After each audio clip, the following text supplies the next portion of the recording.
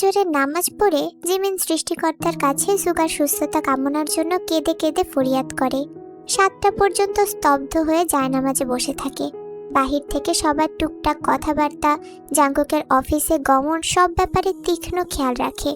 তে এসে নাস্তা খাওয়ার জন্য ডেকে যায়। জিমিন শুনেও কথা বলেনি, কারো সাথে কথা বলতে বিন্দু মাত্র ইচ্ছে করছে না। তাছাড়া নাস্তা তার গলা দিয়ে নামবে না। সবাই যার যার কাজে ব্যস্ত হয়ে গেল। সে আয়নায় গিয়ে নিজের চেহারাটা দেখে। সারা রাত না ঘুমিয়ে কান্নাকাটি করার ফলস্বরূপ 2 চোখের পাতা ফুলে আছে। এই চোখ দেখলে যে কেউ বুঝবে যে জিমিন প্রচুর কেঁদেছে। সে তার দুর্বলতা কাউকে দেখাতে চায় না, আর না কারো প্রশ্নের সম্মুখীন হতে চায়। ব্যাগে বই নিয়ে ড্রয়ার থেকে কিছু বাড়তি টাকা নেয়। তারপর দ্রুত পায়ে মেইন দরজা পর্যন্ত গিয়ে জোর গলায় বলল, আম্মা আমি ভার্সিটি যাচ্ছি। জিন রান্নাঘর থেকেই বলল, খেয়ে যা। জিমিন পায়ে জুতা পরে দরজা আটকাতে আটকাতে বলল, ক্যান্টিন থেকে খেয়ে নেব, আল্লাহ হাফেজ।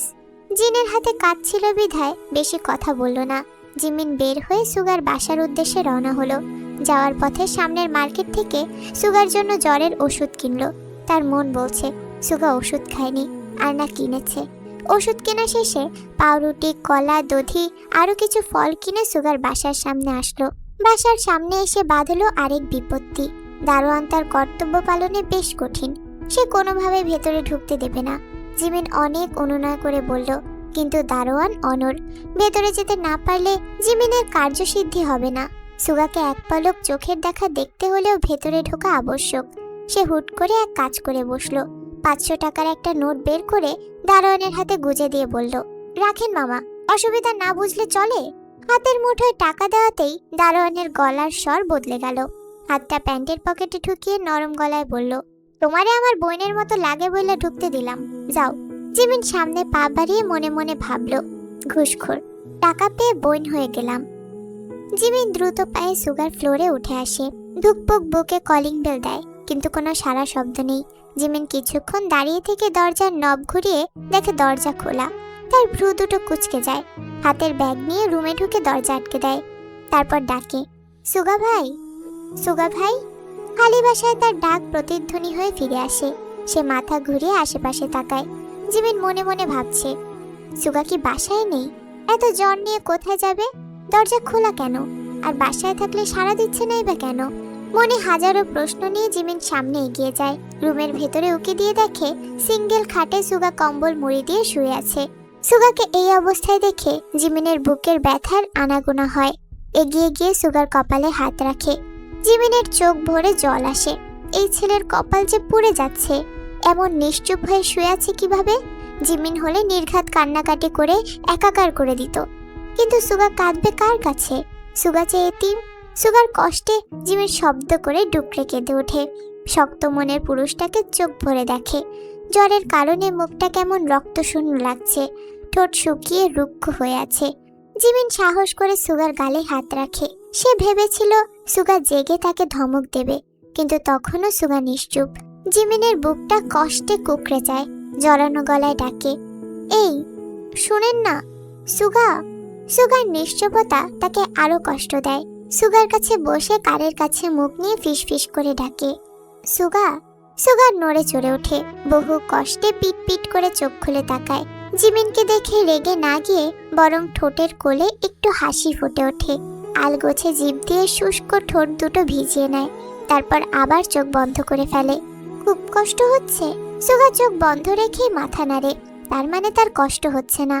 জিমিন সুগার কপালের উপর থেকে আলগোছে চুলগুলো সরিয়ে বলল, মিথ্যে বলেন কেন? আমি জানি আপনার কষ্ট হচ্ছে। সুগা কিছু বলে না, অপলক জিমিনকে দেখতে থাকে। জিমিন সুগার চোখে চোখ রেখে বলল, নাস্তা করেছেন? না। কেন? সুগা কিছু বলে না, মুচকি হাসে। জিমিন অসুস্থ ছেলেটার দিকেও মুগ্ধ চোখে তাকিয়ে থাকে। অসুস্থ অবস্থায় কত সুন্দর লাগছে। জিমিন সুগার মুখে হাসি দেখে সাহস পেল। সুগার উত্তপ্ত হাত আঁকড়ে ধরে বলল, কি দেখছেন? সুগা চোখ ফিরিয়ে নেয়। জিমিন আবার বলল, ওষুধ এনেছেন? সুগা চোখে হেসে বলল, না। জিমিন কপট রাগ দেখিয়ে বলল, কেন? এত জ্বর, ওষুধ আনার দরকার ছিল না? সুগা কোনো রাগ ঢাক না রেখে সোজা গলায় বলল, টাকা নেই। জিমিন আর কোনো কথা বলল না। তার আনা ব্যাগ থেকে সবকিছু বের করে সুগাকে ডাকলো, উঠুন, নাস্তা করে ওষুধ খাবেন। না। ভালো লাগছে না। জিমিন সুগার দিকে এক পলক তাকিয়ে নরম গলায় বলল, বেশি খারাপ লাগছে? সুগা কম্বল সরিয়ে হাতটা বুকে রেখে বলল, কালকে তুমি দেখা করনি। এইখানে এখানে অনেক কষ্ট হচ্ছে, যন্ত্রণায় সারা রাত ঘুমাতে পারিনি। কি সহজভাবে ছেলেটা অভিমান প্রকাশ করলো। হয়তো জ্বরে কাবু হয়ে আছে বলেই নিজের শক্ত খোলস থেকে বেরিয়ে এসেছে। জিমিন অবিশ্বাস্য চোখে তাকিয়ে থাকে। সুগার বলা কথা তার কানে বাজছে। সে বিশ্বাস করতে পারছে না। আমার সাথে দেখা করতে গিয়েছিলেন? সুগা কম্বলে নাক অব্দি ঢেকে চোখ খুলে রাখে।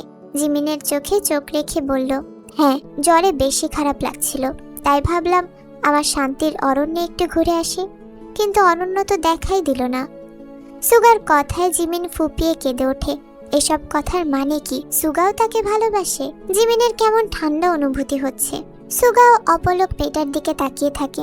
জ্বরে তার বেহাল দশা, বিছানা থেকে ওঠার শক্তি নেই। সকালে রুমমেট যখন অফিসে যাওয়ার আগে বলে গেল দরজা লক করতে, সে করবে বলেও ওঠেনি, আর দরজাও লক করা হয়নি। তাই তো জিমিন ঢুকতে পেরেছে। সুগাও নিজেই জিমিনের সান্নিধ্য চেয়েছিল। প্রেয়সীর কাজল কালো চোখে ডুবতে ইচ্ছে করছিল। কালকে দেখতে যেও তো দেখা করতে পারিনি। মেয়েটার অভিমান আছে কিনা? সুগা জিমিনের দিকে তাকিয়ে হাসে। কাদার কি আছে? সুগা তার দুর্বল গলায় বলল, কাঁদছো কেন? ভালোবাসেন আমাকে? সুগা বুঝলো আজকে একটু বেশি নিজেকে প্রকাশ করে ফেলেছে। সে শক্ত হতে জিমিনের দিকে তাকিয়ে গম্ভীর গলায় বলল, না, সেটা অসম্ভব। তাহলে এসব বললেন কেন? তোমাকে এসবের এক্সপ্লেনেশন দিতে হবে? করতে হবে না? না। জিমিনের বুকে শক্ত হাতুড়ির আঘাত লাগে। চোখ থেকে টপ টপ পানি পড়ে। উঠে দাঁড়িয়ে চলে যেতে পা বাড়ায়। সুগা বিছানা থেকে হাত টেনে জিমিনকে আবারও বিছানাতে বসায়। থাকবো না এখানে, চলে যাব আমি, ছাড়ুন। সুগা কিছুক্ষণ জিমিনের দিকে তাকিয়ে থাকে। তারপর আচমকা জিমিনকে টেনে নিজের পাশে নিয়ে আসে। জিমিন কিছু বুঝে ওঠার আগেই নিজের কম্বল দিয়ে আষ্টে পিষ্টে জড়িয়ে ধরে। জিমিন স্তব্ধ হয়ে সুগার দিকে তাকিয়ে আছে। সুগার এমন কাজে সে হতবাক। সুগার গায়ের উচ্চ তাপমাত্রায় সে কেঁপে ওঠে। কিছু বলার কিংবা সুগাকে আঁকড়ে ধরার কোনো শক্তিই তার অবশিষ্ট নেই। হাত পা মনে হয় জমে শক্ত হয়ে গেছে। সুগা চুপচাপ জিমিনের প্রতিক্রিয়া দেখলো। আজকে কেন যেন নিজেকে ঢেকে রাখা যাচ্ছে না। প্রেমে পাগল হতে ইচ্ছে করছে। সে জিমিনের কানে ঠোঁট ছুঁয়ে দিয়ে বিড়বিড় করে বলল, তুমিই তো আমার জ্বরের প্রধান ওষুধ, যেতে দেই কি করে বলো? জিমিন সুগার দিকে তাকায়। সুগার গরম পুরুষালী হাত তখন তার পেটের উপর পড়ে আছে। জিমিনের কেমন পাগল পাগল লাগে। ক্ষণে ক্ষণে শরীরে অনুভূতির প্রকাশ টের পাচ্ছে। প্রণয় পুরুষের এমন আত্মসমর্পণ জিমিনকে আনন্দ দেয়। বুকের রক্ত ছলাৎ ছলাৎ করে ওঠে। সুগার মতোই ফিসফিস করে বলল, ভালোবাসেন আমায়? সুগার হাত ততক্ষণে জিমিনকে তার দিকে ফিরিয়ে নিয়েছে। গরম হাতে জিমিনের গালে হাত বোলাচ্ছে। জিমিনের কোনো কথার উত্তর দেয় না, কিন্তু এক অভাবনীয় কাজ করে বসলো। কাজল চোখের কন্যার নরম কোমল ঠোঁটে তার জ্বরে পুরা উত্তপ্ত ঠোঁট ছুঁয়ে দেয়। ছুঁয়ে জিমিনের দিকে তাকায়। তারপর পাগল প্রেমিক রূপ ধারণ করে জিমিনকে নিজের উত্তপ্ত পরশের আয়ত্তে আনতে চায়। জিমিন কিছুক্ষণ পাথরের মতো পড়ে থাকলো, কিন্তু সুগার জন্য কাতর মেয়েটা খুব সহজেই সুগার আয়ত্তে চলে আসে। ভালোবাসার আলোড়নে সাড়া দেয়। আঁকড়ে ধরে প্রণয় পুরুষের চুল। সুগা আজকে নিজেকে কোনোভাবেই থামাতে পারছে না। মন শরীর উভয়ই উচ্চস্বরে ঘোষণা করছে জিমিন তার, একমাত্র তার। জিমিনকে পাগলের মতো ভালোবাসার অধিকার শুধুমাত্র তার। এমন কথায় শরীরের প্রতিটা রক্তকণা তাদের সাথে আরেকটা কণিকা দ্রুত চলা লক্ষণ করে। আজকের জ্বরের তাপেই কিনা সুগা একদম নিজের নিয়ন্ত্রণহীন হয়ে যায়। সবসময় ভালো না বাসা সুগার যখন এমন পাগলামো, তখন জিমিন খুশি হবে নাকি দুঃখ পাবে বুঝতে পারছে না। তার এক অজানা অনুভূতি হচ্ছে। সুগা যখন আরো গভীরে যেতে চাইছে, জিমিন কেঁপে ওঠে। ফিসফিস করে বলল, না, এটা ঠিক না। সুগা মাথা তুলে জিমিনের দিকে তাকায়। জ্বরে লাল হওয়া চোখে তখন এক অন্যরকম নেশা। জড়ানো গলায় বলল, কেন এসেছো? জানো না আমি বাসায় একা? জিমিন সুগার বুকে হাত দিয়ে ঠেলে সরাতে চায়। আমি তো যত্ন করতে এসেছিলাম। সুগার হাত ততক্ষণে লাগামহীন। পাগল ব্যক্তি কাজল চোখের মেয়েটাকেও পাগল বানাতে ব্যস্ত। নিম্ভু গলায় ফিসফিস করে বলল, লোহা আর চুমুক যদি কাছে আসে, চুমুক ঠিক লোহাকে কাছে টানবেই। এটা চুম্বকের ধর্ম। আমার কাছে আসা একদম ঠিক হয়নি জিমিন, একদম ঠিক হয়নি। জিমিনের চোখ আবেশে বুঝে আসে। বুকের হৃৎপিণ্ড কাঁপছে অস্বাভাবিক গতিতে। কাঁপা কাঁপা গলায় বলল, ভুল হয়েছে, আমার আমার ভীষণ ভুল হয়ে গেছে। সুগা জিমিনের গভীর চোখে তাকিয়ে বলল, তাহলে এখন ভুলের মাসুল দাও। মাসুল দিতে হবে? হ্যাঁ, ভয়ঙ্কর মাসুল দিতে হবে। জিমিন কিছু না বলে সুগার জ্বরে লাল হওয়া চোখের দিকে তাকিয়ে থাকে। খানিক পরে আবার বলল, ভালোবাসেন আমায়? সুগা মাথা নেড়ে বলল, না, কখনোই না। জিমিন হাত বাড়িয়ে সুগার গাল ধরে বলল, এই হৃদয়ে এত রক্তক্ষরণ হচ্ছে, আপনার মায়া লাগছে না? সুগা জিমিনের হাতে ছোট্ট করে ঠোঁট ছুঁয়ে বলল, ভালোবাসলে আরো বেশি রক্তক্ষরণ হবে। সইতে পারবে? একবার ভালোবেসেই দেখুন, আপনার জন্য জান কুরবান। সুগা হাসে, আস্তে করে বলল, জান কোরবান করতে হবে না, আপাতত ভুলের মাসুল চুকিয়ে দাও, খেলা খতম। জিমিনের বুকের মাঝে অবস্থানরত হৃৎপিণ্ড ধিম ধিম তালে ছুটে যায়। মেয়েলি মন মাসুল হিসেবে ধরে নেয় সুগার তৃপ্তি। কিন্তু এই যে অপরাধ, ঘোরতর অপরাধ। তার যথেষ্ট বিশ্বাস আছে সুগার মতো ছেলে এমন কিছু করবে না, কিন্তু সে যে এখন জ্বরে, যদি উল্টাপাল্টা কিছু করে। জিমিনের মুখের ভাবভঙ্গিমা পরিবর্তন হয়ে যায়, চোখের পাতা ঘন ঘন পলক ফেলে। সুগার দিকে তাকিয়ে থাকে। সুগা জিমিনের চোখে দৃষ্টি দেখে উঠে বসে, তারপর আস্তে করে খাট থেকে নেমে দাঁড়ায়। জিমিন নিজেও উঠে বসে বলল, কি হলো, কোথায় যাচ্ছেন? সুগা মুচকি হাসে, কিন্তু কোনো কথা বলে না। আলনার সামনে গিয়ে একটা শার্ট হাতে নিয়ে গায়ের টি শার্ট একটানে খুলে ফেলে। প্রিয় পুরুষকে এমন আদল গায়ে দেখে জিমিনের কেমন যেন লাগে। ফর্সা গায়ে সুগাকে আরো বেশি করে ছুঁয়ে দিতে ইচ্ছে হয়। মুগ্ধ চোখে সুগাকে পর্যবেক্ষণ করে। সুগার শার্ট পরতে পরতে জিমিনের দিকে তাকিয়ে মিষ্টি করে হেসে বলল, এভাবে তাকানোর অপরাধে কিন্তু ঘোরতর শাস্তি হবে জিমিন। জিমিন লজ্জা চোখে মাথা ঘুরিয়ে অন্য পাশে তাকায়। বসে আছো কেন? ওঠো, ভুলের মাসুল কিন্তু দিতে হবে, নো ছাড়াছাড়ি। আপনি তো উঠে চলে গেলেন। জিমিনের কথায় সুগা হাসে, নিচু হয়ে বলল, মনটা এত দুষ্টু পথে যায় কেন? মাথায় কি শুধু এসবই ঘুরে নাকি? সুগার কথায় জিমিন মুচকি হাসে।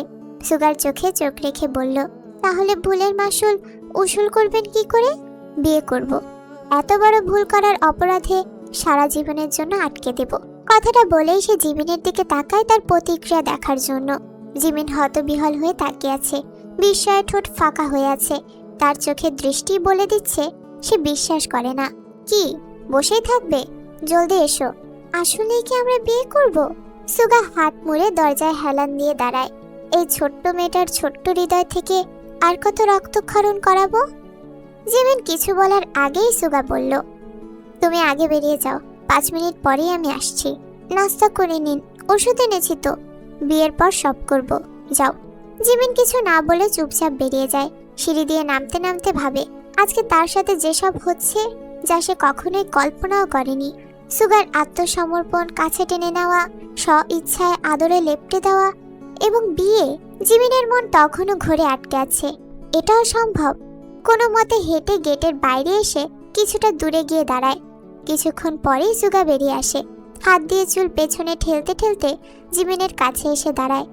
একটা রিক্সা ডেকে দুজনে উঠে পড়ে। জিমিন বারবার মাথা ঘুরিয়ে সুগার দিকে তাকায়।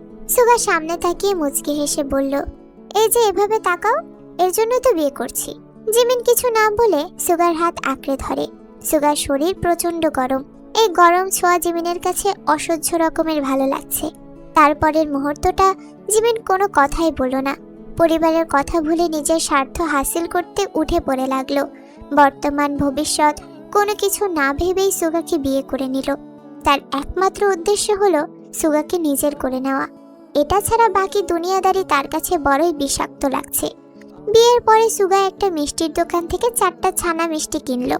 মিষ্টিগুলো জিমিনের সামনে ধরে বলল, নাও, মিষ্টি মুখ করো। কেউ তো নেই বরণ করার, তাই আমিই করি। যা টাকা ছিল বিয়ের কাজে সব শেষ। আপাতত তোমাকে কিছুই দিতে পারছি না, দুঃখিত জিমিন। জিমিন জলদি করে বলল, আমার কিছু লাগবে না। মনে মনে ভাবে, আপনাকে পেয়ে গেছি, আর কি চাইবো? আর তো কিছু চাওয়ার নেই, আপনি আমার বড় পাওয়া। জিমিন হেসে একটা মিষ্টি হাতে নেয়। সুগা মিষ্টিটা মুখে নিতে নিতে জিমিনকে দেখে। আশ্চর্যজনক ভাবে জিমিনের এত লজ্জা লাগছে যে বলে বোঝানোর মতো না। সুগার চোখের দৃষ্টি বড়ই অসহনীয় লাগছে। মনে হচ্ছে এই চোখের দৃষ্টি বুক ছিদ্র করে দিচ্ছে। খাওয়ার পরে দুজনে আবার রিকশায় উঠে বসে। সুগা জিমিনের হাতটা নিজের হাতে নিয়ে বলল, বাসায় এখন এসব জানানোর দরকার নেই। আমার একটা চাকরি হোক, আমি প্রস্তাব পাঠাবো। যদি রাজি হয় তো আবার বিয়ে করব, আর রাজি না হলে বিয়ের কথা জানাবো। কেমন? জিমিন মাথা নেড়ে সায় দেয়। পরম শান্তিতে সুগার কাঁধে মাথা রেখে স্বস্তির নিঃশ্বাস ফেলে আস্তে করে বলল, এই আমাদের সম্পর্কটা যেন কি? সুগা হাসে। জিমিন তার মুখ থেকে শুনতে চাচ্ছে। মাঝে মাঝে জানা কথা ও প্রিয় মানুষের মুখ থেকে শোনার এক অন্যরকম সুখ আছে। জিমিন যে সুখটা পেতে যাচ্ছে। সুগা মোটেও তার ছোট্ট বউটাকে সুখ থেকে বঞ্চিত করতে চায় না। জিমিনের চোখে চোখ রেখে বলল, তুমি আমার বউ। উত্তরটা শুনে জিমিন আরো শক্ত করে সুগার হাত আঁকড়ে ধরে। 3 চাকার রিকশায় অতি সাধারণ মানবের পাশে বসেই নিজেকে দুনিয়ার সবচেয়ে সুখী মানুষ ভাবে।